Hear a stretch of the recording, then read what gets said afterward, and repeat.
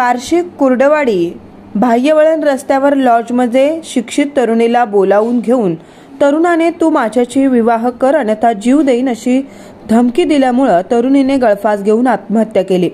बार्शी तालुका police ठाण्यात आत्महत्येस प्रवृत्त केल्याप्रकरणी तरुण व त्याच्या आईविरुद्ध गुन्हा दाखल झालाय। दोघांना पोलिसांनी अटक केली आहे।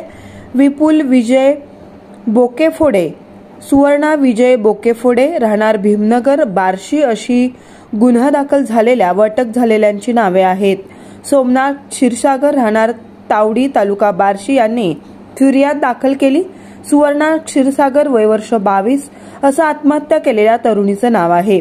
ही घटना शनिवारी सायंकाळी 6:30च्या दरम्यान उघडकीस आली आहे। सोमनाथ क्षीरसागर यांनी दिलेल्या फिर्यादीत म्हटले की मागील 2 वर्षापासून त्यांची मुलगी सुवर्णा हिला तिचा मित्र विपुल बोकेफोडे याने तिच्याशी लग्न कर म्हणून मागे लागला होता। त्याच्या हाताच्या नसा कापून घेऊन जीव देण्याच्या धमक्या देत होता।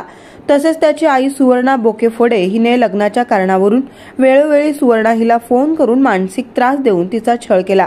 अखेर सुवर्णाने गळफास घेऊन आत्महत्या केली। पोलीस उपनिरीक्षक दत्तात्रय भालेराव याबद्दल तपास करीत आहेत।